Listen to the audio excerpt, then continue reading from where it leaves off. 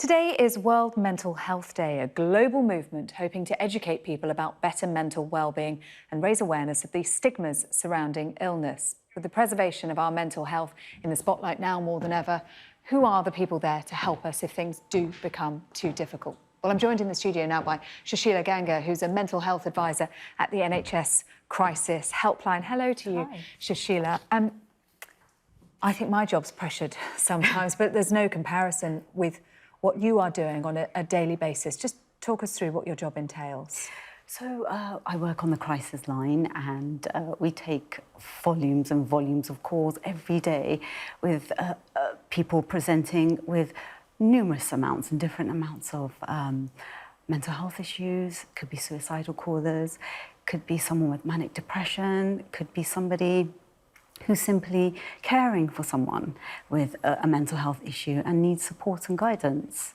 What kind of training do you have to do the job you're doing? Because you really are on the front line. Our trust, the West London NHS Trust, they offer different sort of trainings throughout the year for their staff. I personally have a diploma in psychotherapy, so I have some understanding of how to work with our patients. Presumably no 2 days are the same, and as that phone rings, you have no idea who is going to be on the end of the line and what their needs might be. Can you talk us through some of the calls that have perhaps stayed with you? Yeah, I mean, there are so many to choose from, but I think the ones that usually stay with me are especially are the ones where people are just so lost. They're so lost in their mental health that they're just in despair. They have no hope. And it's them that I really seem to connect to and want to work with, to offer them some hope, some guidance, and offer them reassurance and let them know, you know, someone is there to listen to you. So a call to you is often the last resort. It's a final plea for help. When you take that call and somebody says they are feeling suicidal, what do you do? How do you respond? I think listening is key. Active listening is essential. My job there is immediately to build a rapport with this person.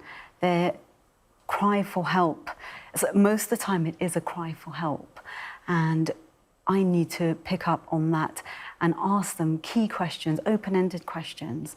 You know, is it that they want to end their life, or do they want to end the situation they are in, or the misery or the pain that they're feeling? And once I get enough information, offering them empathy and understanding, and again, to someone to vent to, not to dismiss the fact that they want to end their life, not to dismiss that, but to listen to that and work with it. And while you're listening to that, you're also making notes, aren't you? Is that right? That Absolutely. Can be used by others to try and help the situation.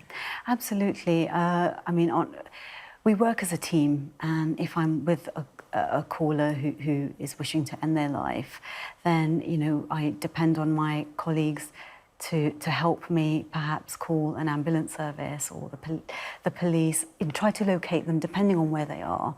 And I can do that without any disruption to my conversation with the caller. One of the calls I was reading about was particularly poignant that you dealt with. You're about to go off on your lunch break, and you take a call from a young man who's recently lost his wife, and he sees no hope, and he's heading towards a bridge. Absolutely. And he'd planned it to the point where he'd written a text message and to his sister and his parents, and he'd left his code of his mobile phone so they could read these messages afterwards, get access to his phone.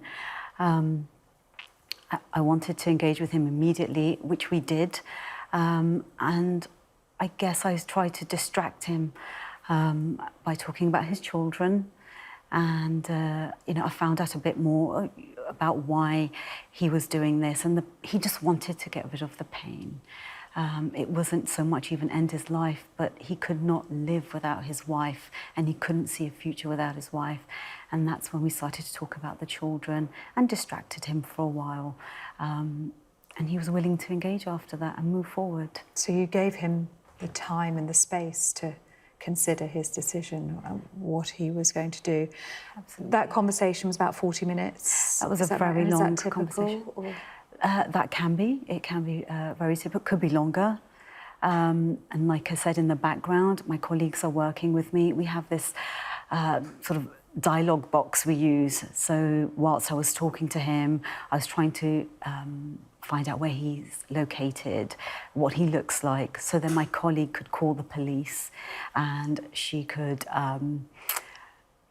get them to him in good enough time.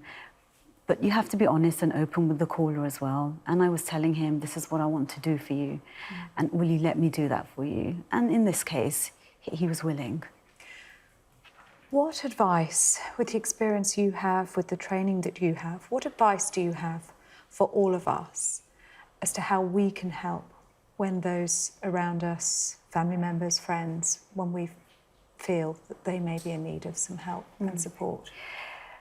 To listen and to pick up signs. It's very hard for people when they're, with their mental health illnesses, and if they're feeling suicidal, it's very hard for them to open themselves because of the taboo around it, and because of